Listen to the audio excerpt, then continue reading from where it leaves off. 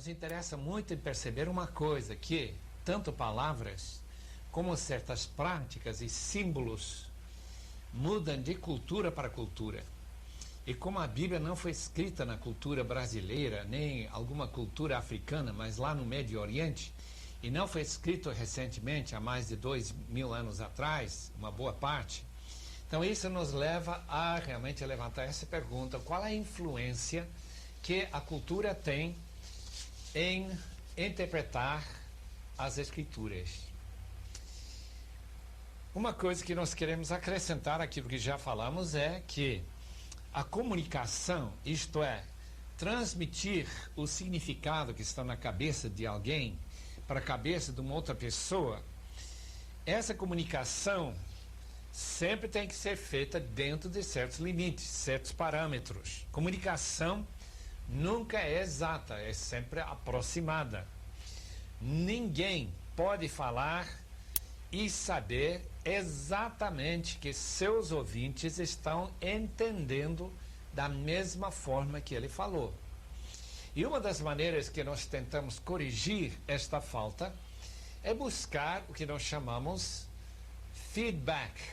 Feedback quer dizer ouvir o próprio aluno explicar o que ele entendeu com aquela comunicação. Veja o caso de uma tribo na ilha de Sumatra, na Indonésia. Quando o missionário Ronaldo Rize, depois de começar a falar a língua e poder comunicar na língua daquele povo, ele começou a pregar o evangelho. Para sua surpresa, o povo aceitou o evangelho de mãos bem abertas. E não demorou que ele estava pedindo reforços para ter mais gente para pregar para todo mundo, porque todo mundo estava aceitando o evangelho. Passado alguns meses, perguntando realmente o que eles entenderam com essa pregação que ele fazia, chegou com esse feedback, essa explicação dos homens da tribo, o que ele estava entendendo. Ele descobriu que eles não estavam entendendo nada do evangelho. Todo aquele interesse em aceitar o evangelho, assim que o Ronaldo Rize entendeu, era simplesmente uma maneira de dizer para eles: nós queremos que vocês tenham. E eles tiveram que começar tudo de novo e tentar explicar o evangelho de uma forma, de uma hermenêutica condizente com o pensamento dentro daquela tribo. Veja o caso de Atos 14, quando os licaônios queriam fazer um sacrifício em favor de Barnabé e de Saulo. Lembrem-se o fato de que aquele sacrifício seria um sacrifício de queimar um touro, justamente em reconhecimento, em fato que eles eram deuses. E durante um tempo, nem Barnabé nem Saulo entenderam o que estava acontecendo, mas logo que eles entenderam, eles mandaram parar. E não demorou muito para eles serem apedrejados. Nunca esquecem o fato de que comunicação muitas vezes é errada. E uma pessoa pode estar pensando uma coisa e quem está comunicando está pensando outra coisa. Hermenêutica está sempre pensando que a pessoa que está dizendo ou que a palavra de Deus está falando. Foi um indiano que disse para um missionário uma vez, agradecendo por ter trazido palavras duras. Por que ele estava tão contente em ter palavras duras?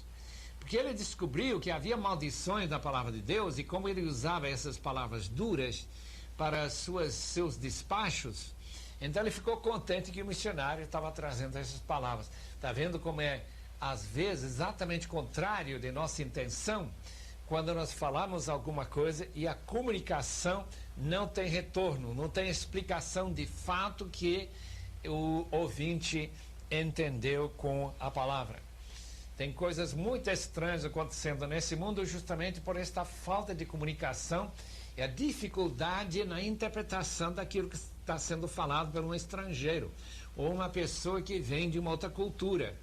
Como aquele africano que ficou muito admirado quando ele contava, depois de voltar para a América, passou ali alguns dias, lá na casa de alguém e dizer que lá tem uma caixa branca grande, alto assim, e tem uma coisa muito estranha. Eles vão esquentando as comidas, as coisas que eles comem. Depois de esfriar, eles colocam dentro dessa caixa e logo eles jogam fora. Naturalmente, quem fez isso estava pensando completamente diferente do que aquele africano. E assim é a comunicação. Hermenêutica é buscar a comunicação de Deus, que está na sua santa palavra, e entendê-la de uma forma correta e sadia. Falta de compreensão só se pode vencer através de uma reexpressão. Explique de novo. Use outras palavras. Faz com que eu entenda. Só que com a palavra de Deus não dá para pedir que Jesus, os apóstolos, Moisés, usem outras palavras. Quando nós encontramos, por exemplo, o caso de Jesus conversando de noite com Nicodemos, nós percebemos que Jesus queria que Nicodemos nascesse de novo. Só que Nicodemos, não entendendo o que significava essa frase, pergunta como é possível nascer de novo se a gente já nasceu. Isso é uma possibilidade, ele já está velho, não pode voltar para o ventre da mãe e nascer de novo. Só que a palavra nascer de novo, também é uma palavra que significa do alto. Então, João, e especialmente Jesus, queria comunicar com essa palavra anosen em grego, no Novo Testamento grego, que se traduz em nossas Bíblias com a palavra de novo. Significa também do alto, e no próprio capítulo 3 vai encontrar essa palavra de novo, do alto. O que Nicodemos precisa entender é que esse nascer de novo é realmente nascer do alto, isto é, do poder do Espírito Santo. Essa transformação que o Espírito Santo traz para a vida. Quando nós estamos comunicando, há certos limites na comunicação que nós podemos chamar de limites estreitos. Por exemplo, o fato que Deus existe, que Jesus é o único mediador, que o homem é pecador e assim por diante. São chamados limites estreitos. Não dá para contradizer. Ninguém pode dizer, olha, o homem não é pecador, ou que Deus não existe. Não. A limitação das ideias que nós comunicamos através dessas frases são bem estreitas. Mas tem outros níveis bem mais superficiais, em que há muita possibilidade de errar na comunicação e na compreensão. Muito condicionado. Veja o fato de que o pecado no Brasil, às vezes, é diferente do que na Alemanha, ou nos Estados Unidos, ou na Rússia. Qual seria a sua surpresa de chegar na Alemanha, numa cidade como Munique, cidade da cerveja, encontrar homens dedicados a Deus, que são crentes fiéis em Cristo, que estão bebendo cerveja. Enquanto eles, chegando aqui no Brasil, com certeza achariam alguma dificuldade com o brasileiro que vai para a praia, onde as mulheres de vestido de tango parece que estão quase nuas. E eles acham que isso é muito mais sério do que beber cerveja. Onde a cultura admite certas práticas, obviamente, não é pecado para o crente que participa disso. Quando vem uma outra cultura e vai mexendo com essa pergunta, será que isso agrada a Deus? Aí levanta-se justamente esta pergunta, se a nossa interpretação está certa, é correta. Isso se chama um nível bastante superficial. Realmente a cultura se reflete claramente na interpretação da palavra de Deus. Eu coloquei aqui algumas sugestões para nós meditarmos, para ver se entendemos de fato quanto é que a cultura influencia nossa compreensão das Escrituras. Quando há grande concordância, áreas de grande concordância, não se discute quase nada. Os hebreus, os israelitas, entenderam que Deus existia. Moisés não vai gastar nenhuma linha para tentar provar que Deus existe. Por quê? Porque nós concordamos que Ele existe. Então, na área em que concordamos, não é necessário comunicação. É só chegar a entender que a palavra Deus, ou a palavra Theos em grego, ou a palavra Elohim em hebraico, significa mais ou menos a mesma coisa. Significa o Deus único, Criador dos céus e da terra. E nós não precisamos de ter muita explicação para podermos entender o que está sendo comunicado com esse termo. Quando chegamos às parábolas, nós encontramos que quando Jesus usou uma parábola, o significado da parábola estava bastante claro para os seus ouvintes. Por quê? Porque eles estavam convivendo dentro da mesma cultura. Mas quando nós chegamos ao Brasil, encontramos alguém batendo na porta de alguém à meia-noite, pedindo 3 pães, nós achamos muito estranho, porque de fato isso nunca aconteceu nenhuma vez na minha vida, e eu acho que nunca vai acontecer. Não faz parte de nossa cultura que um vizinho vai precisar colocar 3 pães diante do seu hóspede que chegou assim tarde de noite. Em primeiro lugar, porque a maneira que ele chega não veio a pé, ou não veio montado num jumento. Ele veio talvez de avião, ou de carro, ou de ônibus. Ele já teria comido antes de chegar à meia-noite sem comer há várias horas. Então a própria situação da parábola, que era comum para aquela época, não é comum para a nossa época. Isso pode dificultar bastante nossa compreensão da parábola. Aquele irmão, Kenneth Bailey, que escreveu as parábolas de Lucas, que já mencionamos, vão lembrar que ele vai entrando nesta área de parábolas de Lucas e mostrando que a cultura realmente traz muita compreensão nova em relação a cada uma dessas parábolas do autor bíblico.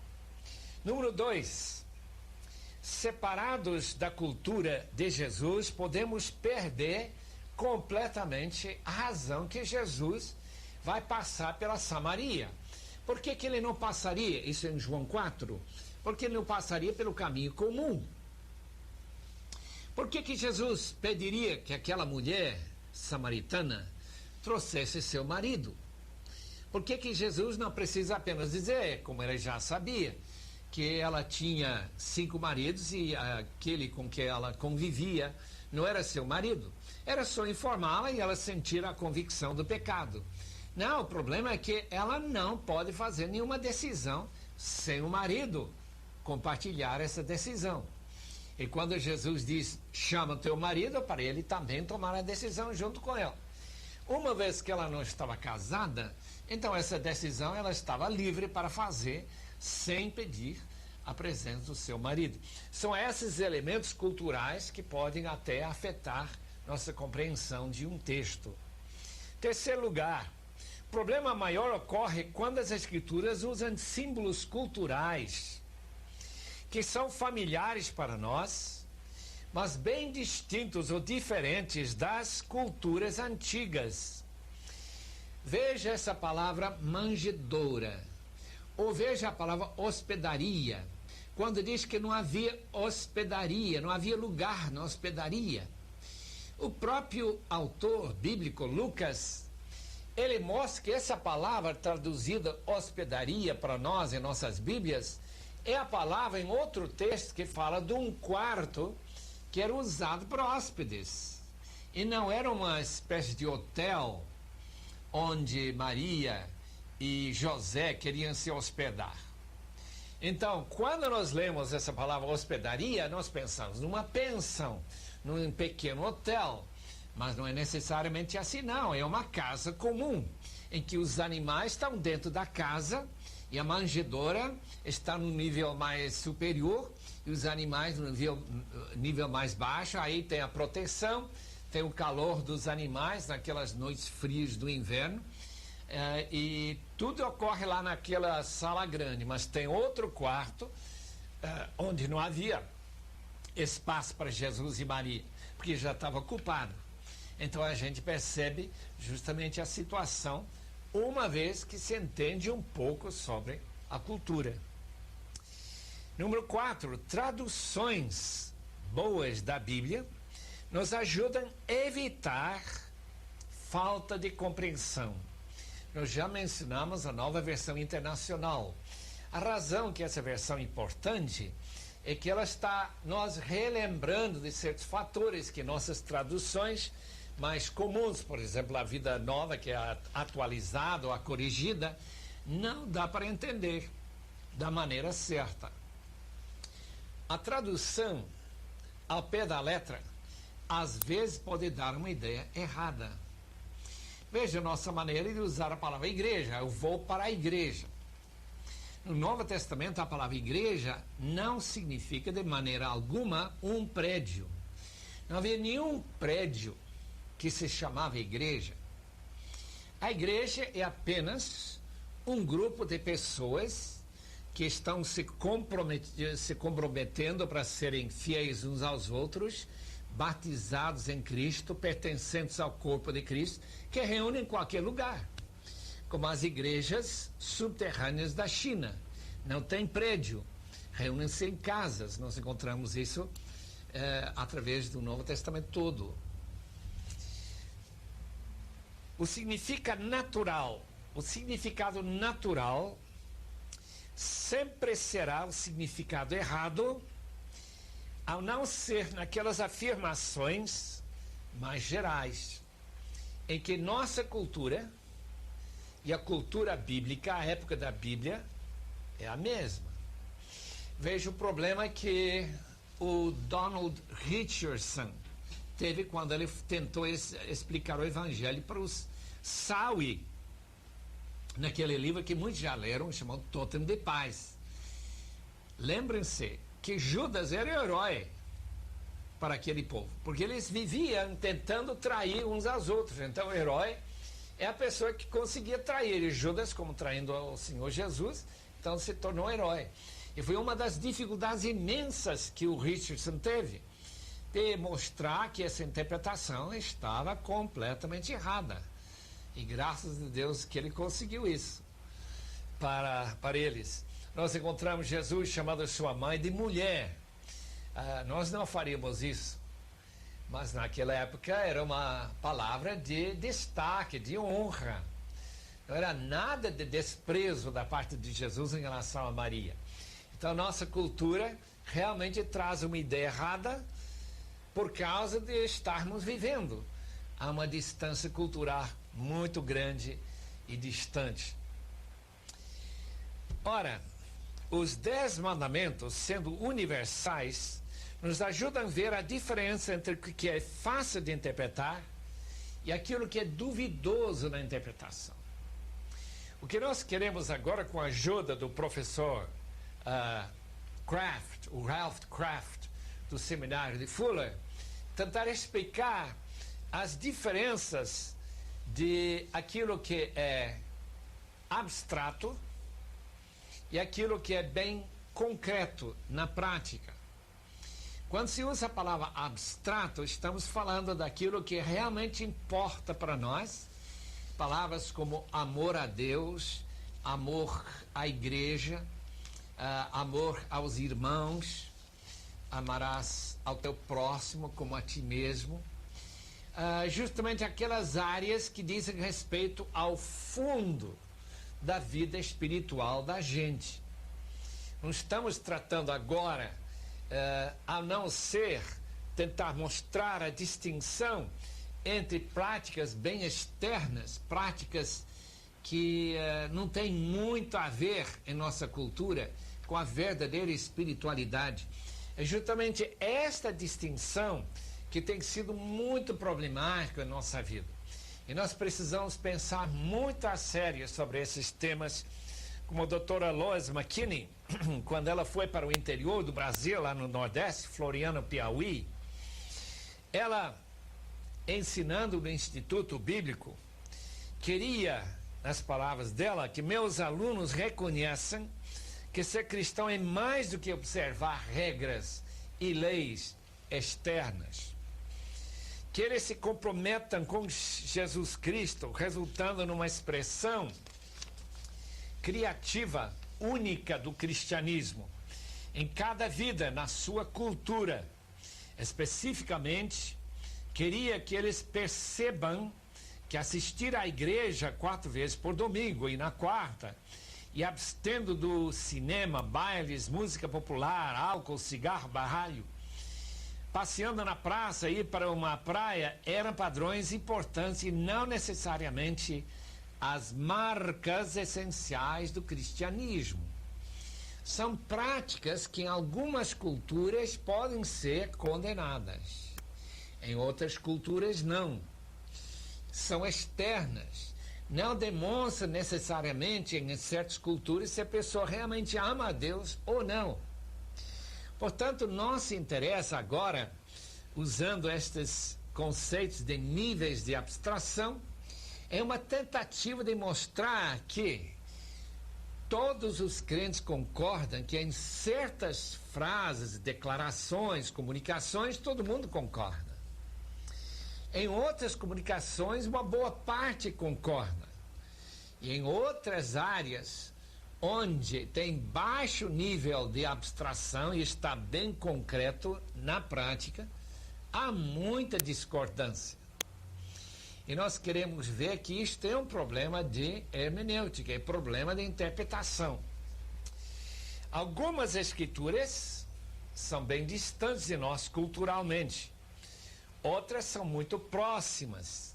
Resulta numa mistura de conceitos em relação àquilo que está certo e errado. Aquilo que é o que Deus quer ou não.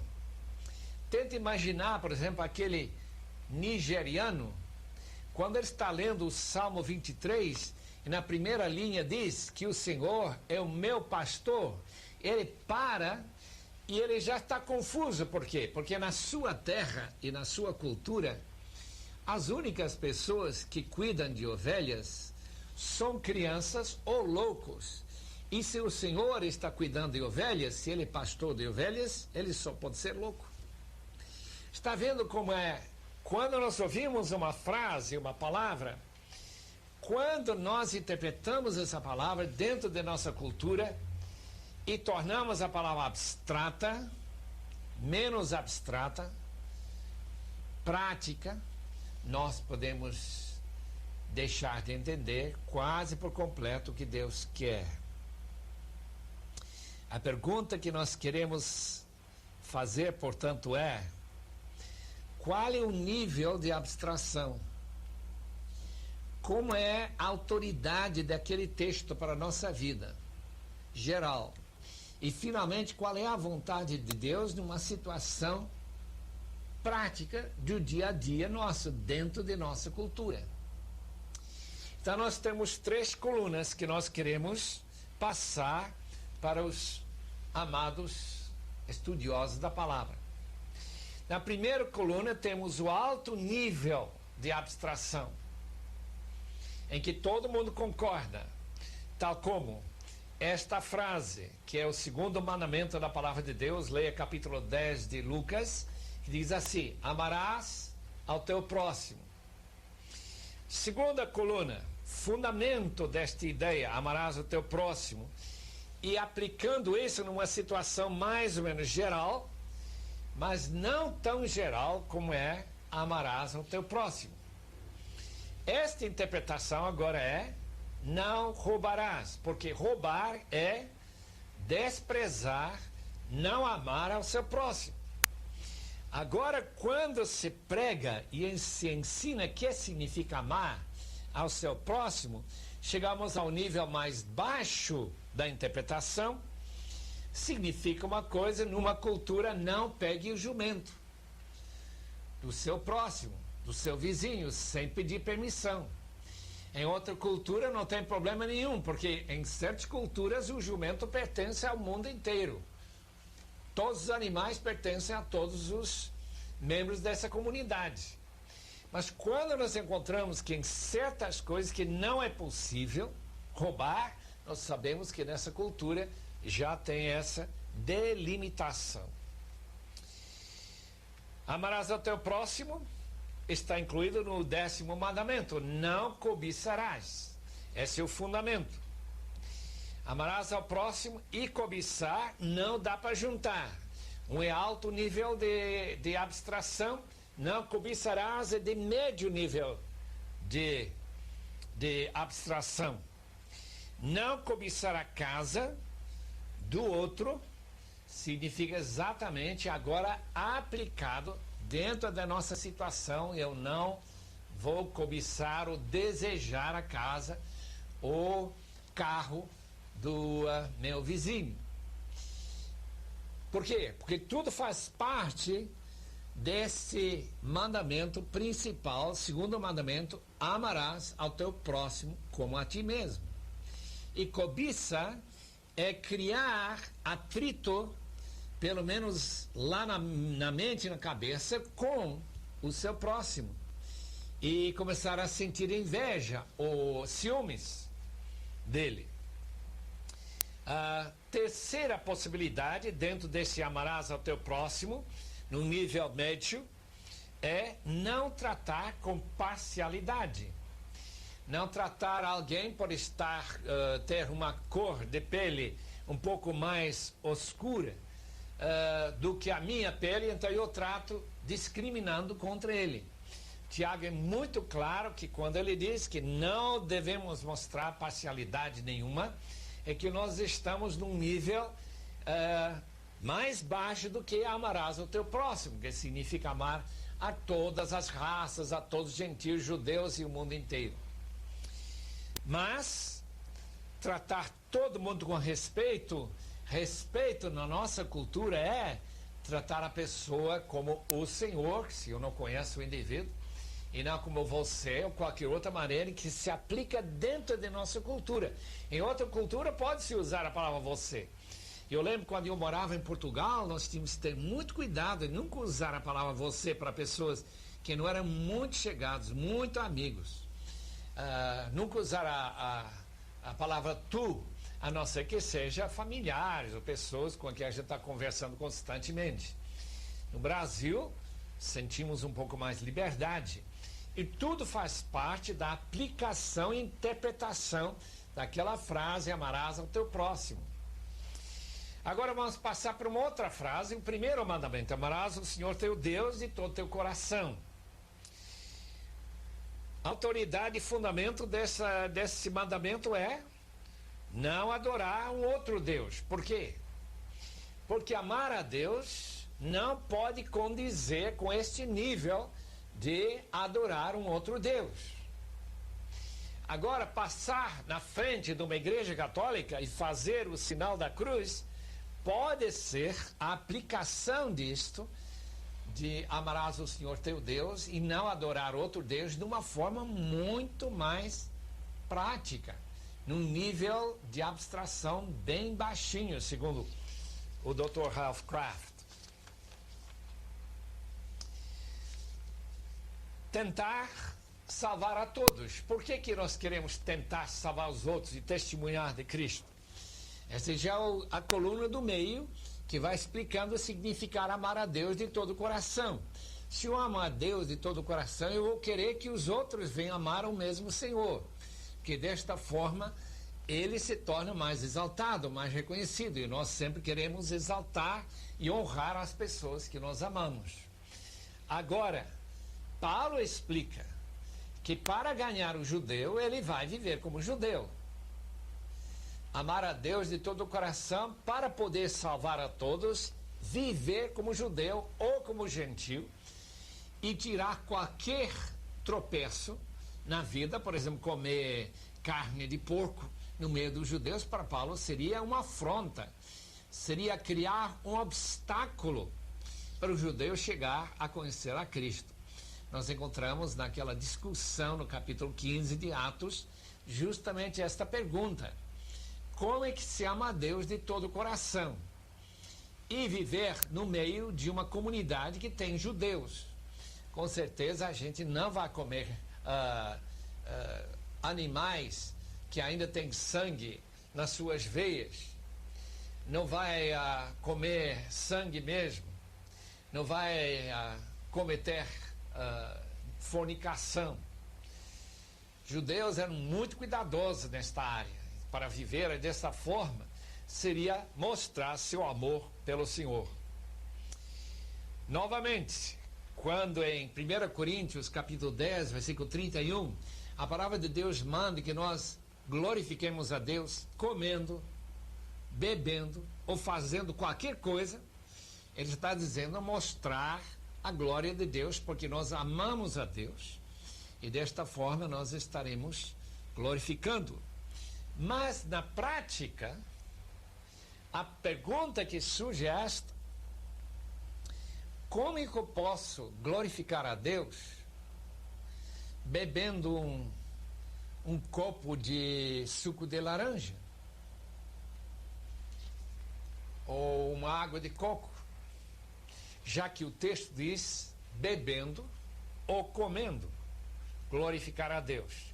Então a interpretação no nível mais concreto, mais prático é glorificar a Deus quando a gente toma até um copo de suco de laranja. E como se faz isso? Dando graças a Deus, obviamente.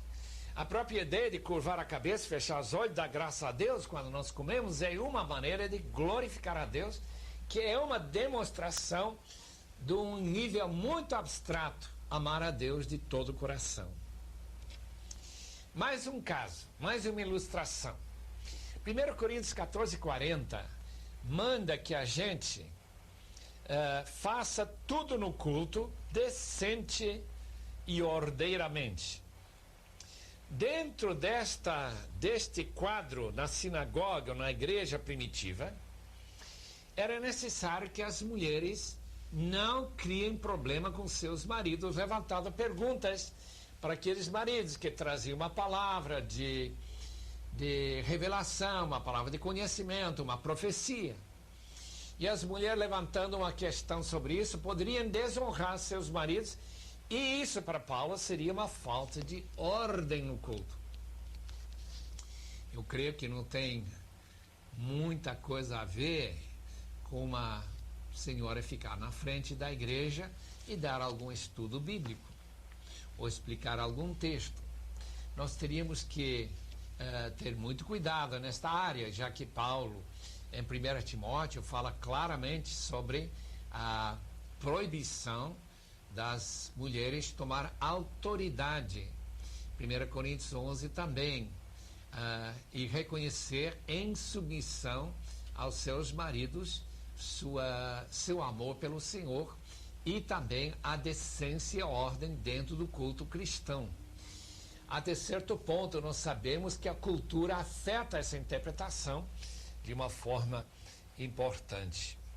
Assim, nos 10 mandamentos esboçados por Jesus, tanto em Deuteronômio como no Sermão do Monte, ou pelas palavras de Paulo em Gálatas 5, 22 e 23, e muitas outras afirmações das Escrituras, parecem mais próximas à vontade de Deus para a conduta humana.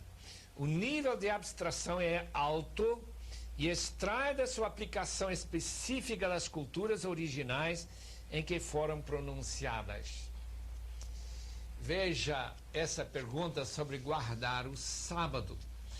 Essa pergunta que faz parte dos 10 mandamentos.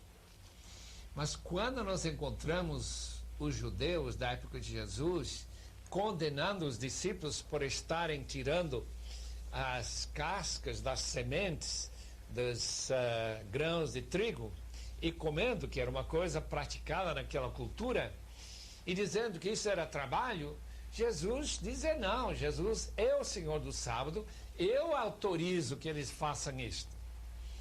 E nós descobrimos a mesma coisa quando Jesus diz que ele purificou todos os alimentos, de maneira que nós comemos carne de porco sem nenhuma dúvida que estamos dentro dos parâmetros da vontade de Deus, não estamos com nenhum problema pensando que aqui estamos desobedecendo a vontade de Deus.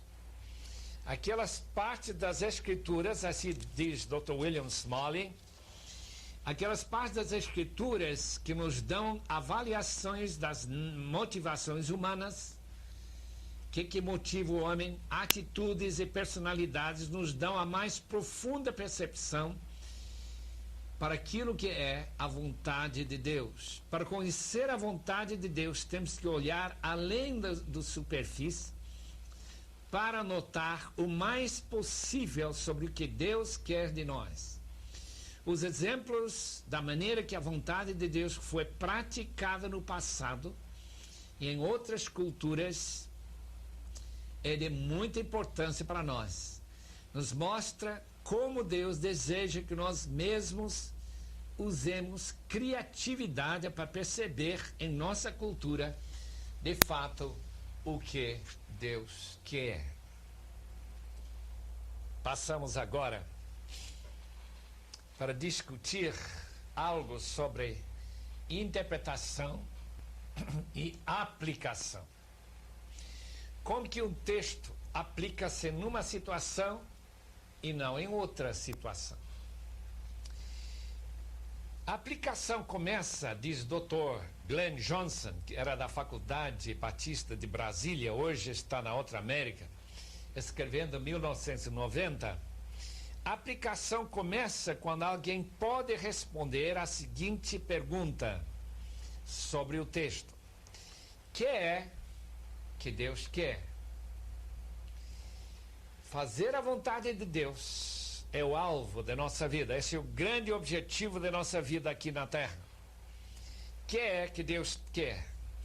Uma vez conhecida essa vontade, a aplicação dessa vontade se torna real, naquele nível bem concreto e prático. A aplicação tem dois componentes. Primeiramente tem componente geral, depois tem particular ou individual. A aplicação geral faz as seguintes perguntas: como será a vontade de Deus já determinada, se relacionando com a fé de crianças, adolescentes, adultos e outras idades. Homens e mulheres, qual é a vontade de Deus? Que pode ser distinto para a mulher do que para o homem. Qual é o caso da vontade de Deus para uma criança pequenina, de 4 anos? Qual a vontade de Deus para adolescentes? Qual a vontade de Deus para uma pessoa mais idosa? E assim por diante. Obviamente a propriedade, o próprio sexo ou gênero da pessoa já pode modificar essa vontade de Deus geral. A segunda tarefa, uma vez que nós já vimos a relevância daquele mandamento em relação a essas diferentes categorias da humanidade, a segunda tarefa é aplicar a vontade de Deus a cada pessoa individualmente. Deus quer mudar alguma prática específica. A pessoa, por exemplo, está dormindo muito e tem pouco tempo para orar. É uma pessoa que está ligando a televisão, que não deve ter nem televisão em casa, porque algumas pessoas acham contrário à vontade de Deus ter televisão na sua casa, outras pessoas não têm. E tudo isso é o que nós chamamos a aplicação da vontade de Deus, particularmente para cada um. Supondo que queira mudar e cooperar com Deus, como se dá para mudar? Qual é a mudança que Deus quer? Isto nós chamamos de aplicação individual. Nós sabemos que a vontade de Deus para as pessoas que têm dom de evangelismo, gastar mais tempo evangelizando do que as pessoas que têm dom de ensino, que têm que estudar a palavra, têm que gastar tempo procurando informação, numa concordância como esta aqui, pegando uma certa palavra e vendo todos os textos onde essa palavra aparece. Concordância fiel do Novo Testamento, de grego para português, para saber que palavras tem no original. Pessoas que vão ler as notas de rodapé da Bíblia Vida Nova e vai procurar. Está vendo que a vontade de Deus para o indivíduo pode ser distinto. A vontade de Deus para uma mãe com uma criança recém-nascida não é para ficar fora da casa evangelizando o dia todo e abandonar o marido e a criancinha de menos de 5 meses, 2 meses, deixar a criança chorando, amarrado lá na cama. Está vendo que a vontade de Deus é para evangelizar, mas quando se começa a concretizar essa vontade, pode haver distinções individuais. Este é o ponto que o Dr. Glenn Johnson quer que nós entendamos. Agora vamos lá para algumas considerações. Todo texto bíblico necessita de interpretação. Na medida que as circunstâncias e pensamentos do autor e seu auditório correspondem a nossas circunstâncias e pensamentos, a interpretação se torna mais fácil e acurada. Na medida que tudo é contrário, é mais provável que interpretaremos erradamente. Dá-nos cada dia nosso pão cotidiano. É um pedido pelo pão ou é um pedido para a presença de Cristo, o verdadeiro pão do céu? Isso o autor tinha em mente, mas quando ele usou essa palavra cotidiana, que significa talvez o pão de amanhã, talvez a ideia lá é para nós aplicarmos para a nossa vida diária, não para nós estarmos preocupados com o pão de amanhã, recebendo esse pão hoje, mas o fato que Jesus é o pão que vai voltar amanhã, na segunda vinda, e nós devemos aplicar ele para a nossa vida, comendo, como diz João 6:27, comendo ele porque ele é o verdadeiro pão do céu. É importante procurar, portanto, o significado de um texto pela hermenêutica de suspeita e questionar, sempre estar questionando, será que eu estou entendendo corretamente esse texto? Os 144 mil são de fato judeus? Ou é uma referência à igreja toda, como um símbolo da igreja completa, a igreja perfeita em Cristo? Abster-se de sangue significa que a pessoa realmente não pode tomar nunca alguma coisa, por exemplo, chouriço, que tem um componente de sangue. Repartir convosco um dom espiritual, será que nós temos essa responsabilidade que Paulo menciona no primeiro capítulo de Romanos, versículo 11, de repartir um dom espiritual, um carisma espiritual? A pergunta sobre esses textos é levantar suspeita, questionar o que significa esse texto. Interpretação, tal como leis e constituições, existe para legitimizar a autoridade.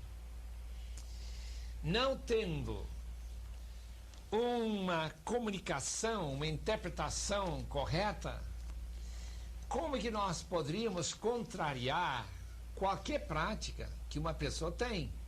Não faz mais que 2 ou 3 dias atrás, alguém colocou na minha mão um livro que diz que divórcio não é um problema, não. Mas quando eu leio o Novo Testamento, eu leio a palavra de Jesus e as palavras de Paulo, eu vejo que o divórcio é um tremendo problema. E que o recasamento é pior ainda. E essa ideia de que esse autor, aparentemente um homem bíblico, na sua interpretação, se ele dá mais peso àquele texto de Deuteronômio sobre divórcio, obviamente ele não vê nenhum problema em recasamento e divorciar sua esposa. Os irmãos lembram que Jesus disse que por causa da dureza do seu coração. Então as práticas dependem da interpretação. E há muito perigo em certos livros em que o autor, tomando uma linha da interpretação errada, pode dar um ensino errado. Fazer a verdade, o que é importante, João 3, versículo 21. Não podemos escapar de nosso contexto, pensamento ocidental do século 21. Ilustração, divórcio, ministério de mulher, tanta coisa que a gente pode gastar ou não gastar dinheiro em certa coisa, quando há pessoas passando fome, a gente comprando Coca-Cola, assim por diante. Que é a vontade de Deus para a nossa época? Progresso na revelação divina, interpretar o mais antigo pela luz do mais recente, já que Jesus Cristo e o apóstolo Paulo, João e Pedro são os autores que interpretam perfeitamente os ensinamentos do Antigo Testamento.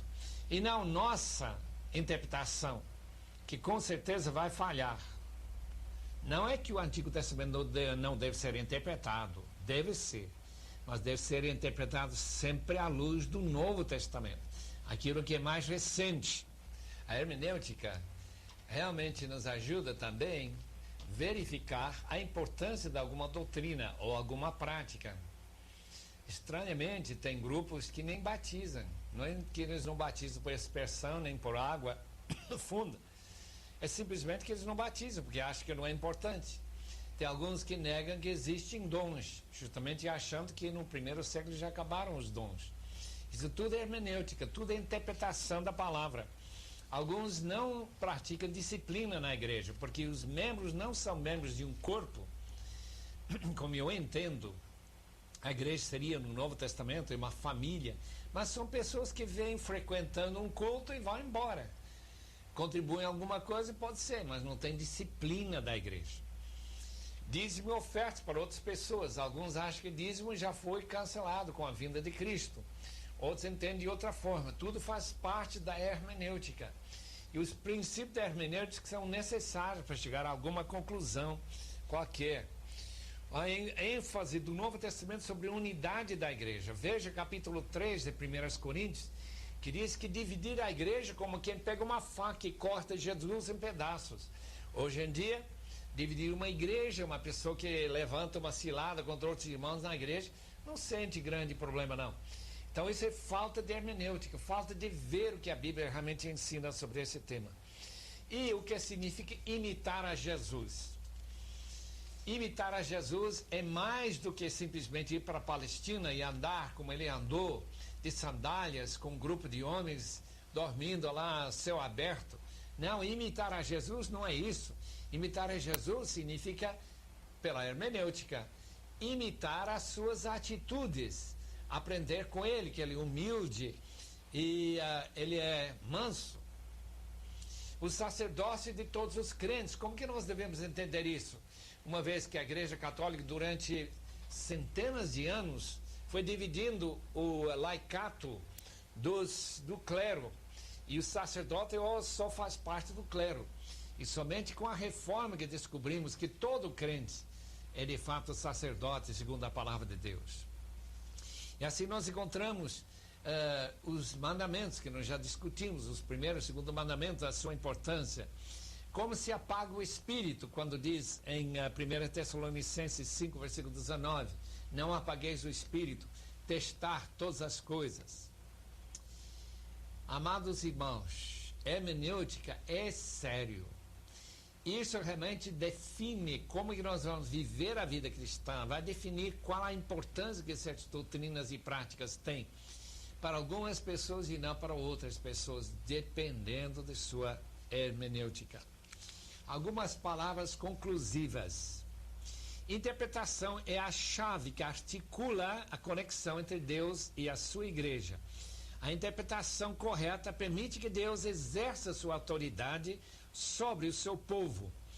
Interpretação incorreta permite que homens exponham suas ideias e não a verdadeira vontade de Deus. É só ler 2 Coríntios capítulo 2, versículo 17, em que Paulo distingue a verdadeira palavra de Deus daqueles que são mercadejadores da palavra, que vão vendendo para vantagem própria suas ideias.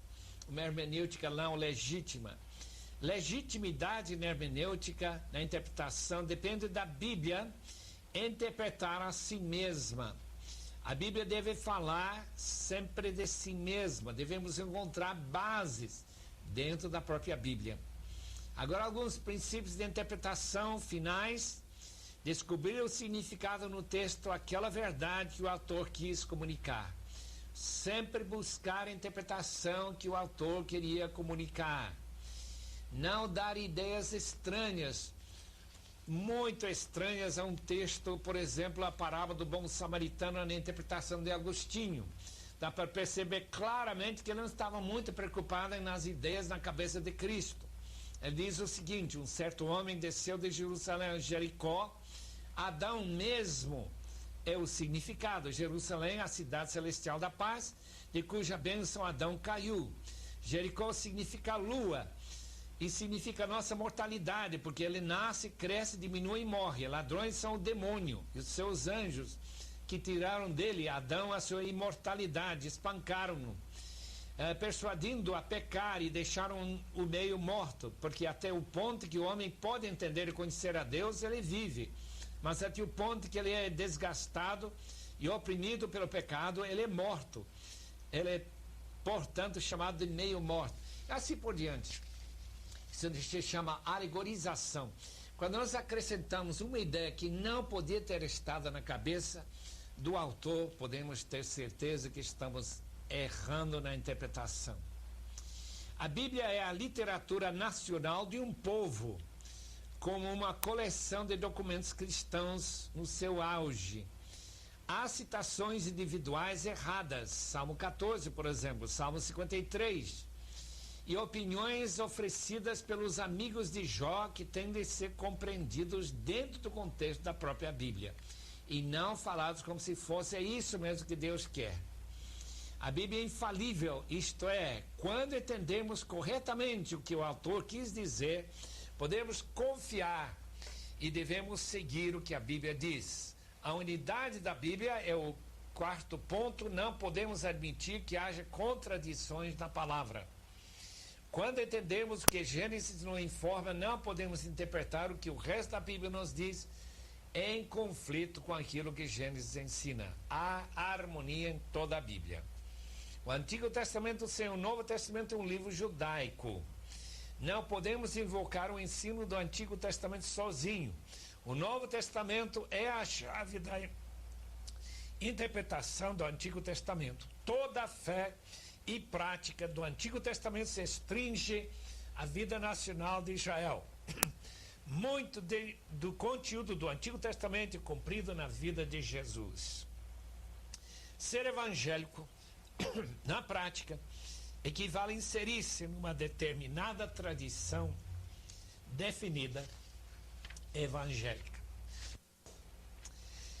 Quando nós tentamos entender a palavra de Deus, devemos entender que há uma diferença entre entender as palavras. A exegese, um bom dicionário pode nos dar uma compreensão muito boa das palavras, mas isso não significa que nós teríamos uma boa compreensão da palavra com P maiúscula, isto é a palavra de Deus.